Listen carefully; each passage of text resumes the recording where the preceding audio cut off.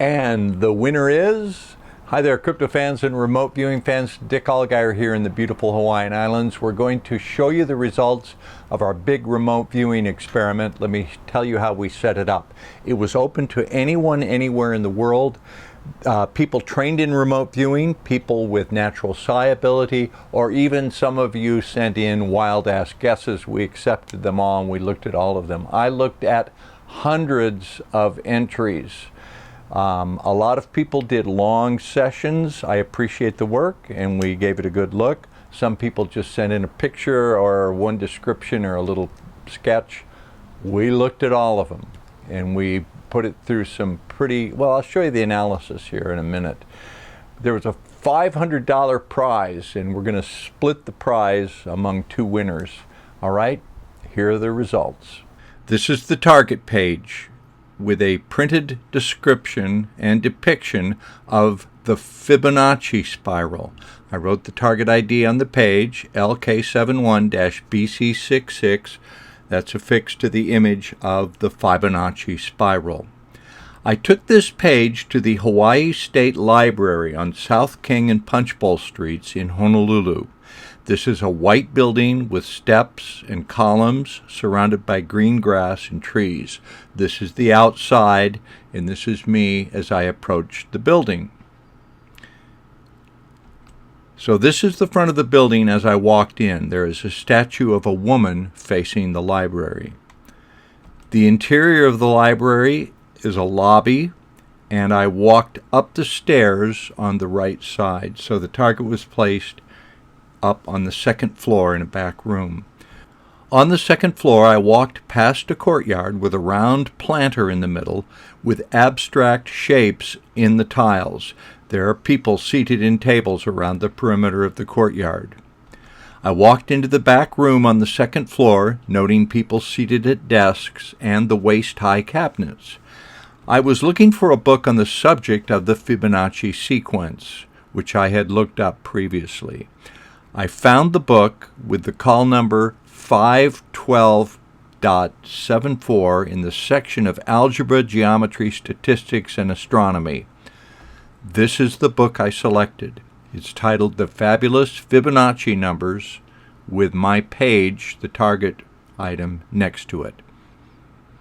I folded my paper and placed it in the book between pages 58 and 59.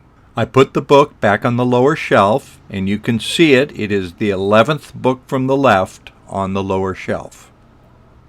And now let's look at the data submitted by the viewers. Alexis Hampton saw the pillars in the front of the library.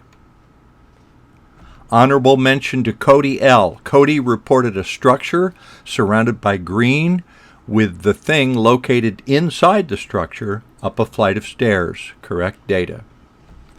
Louisa L. saw the potted plants and the tiles in the courtyard. She reported there are areas to sit outside this entrance, lots of lovely vegetation. The entrance is connected to a large building. At one of these large planters, which is curved, it leads to the entrance. Mauricio Villamil drew the statue outside the library with the vegetation over the shoulder of the statue. Webster McClellan describes classic-looking buildings with pillars painted white. Good job, Webster. Zach describes rows of cabinets meeting in a corner. He said they were metallic and waist-high.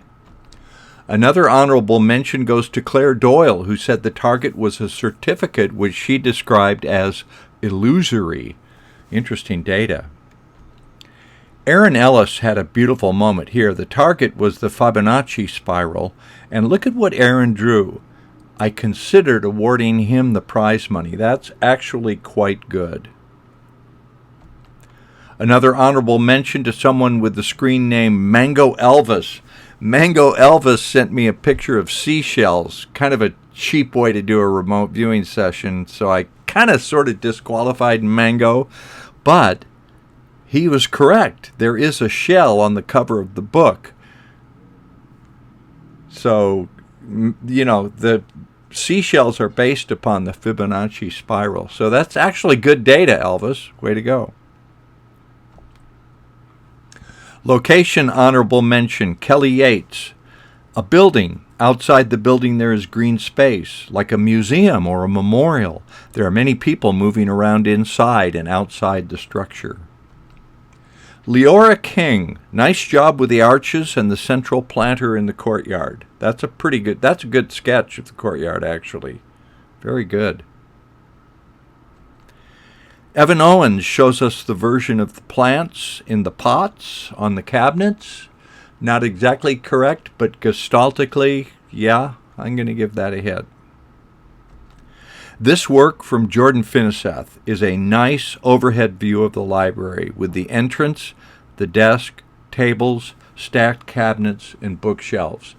That's a good diagram of the library. Way to go, Jordan. Patrick Ondekirk got the arches in the courtyard. Nice job. Colleen Suarez with a brief, beautiful moment of clarity. She said books or paperwork, and she drew the bookshelf. This is actually one of the feedback pictures that she drew.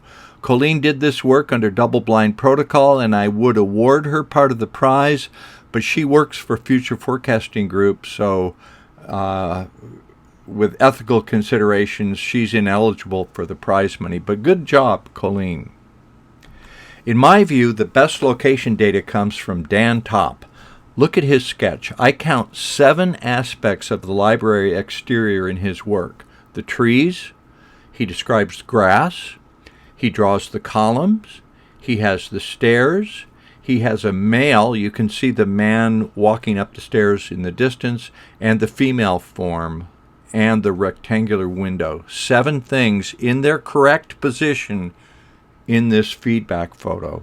Good job, Dan. And again from Dan Topp, he draws the inside of the building. He has the desks, the rows of bookshelves, and the overall gestalt. So that's very good. For these 2 images, we're going to award Dan Topp half the prize money, $250. Alicia Tellus got the idea of the location, but her analytical brain mislabeled the imagery. So her location, it's like the square angles and something put in cabinets or drawers. It's almost there, but just not quite. But Alicia's moment of clarity was this. Look at what she drew on the wall. She drew the spiral with the correct ratio, and she said this was a symbol drawn on a piece of paper that was channeled from cosmic intelligence. Oh, that's beautiful. For that, I'm awarding Alicia a share of the prize, $250. And I can't wait to talk to Dan Topp and Alicia. And we'll talk to some of the other contestants too. Good job, everybody.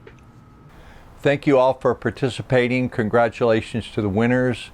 As I said, we all have natural psi ability. It's part of the human operating system, a pathway between your primary awareness and your subconscious awareness. You can learn how to develop that. If you'd like to learn more, visit our private site, futureforecastinggroup.com. We have many thousands, hundreds of hours of remote viewing videos where we demonstrate this skill and use it against really interesting targets. futureforecastinggroup.com. Join today. Thank you for taking part. Congratulations to the winner. We'll do some more in the near future. Aloha.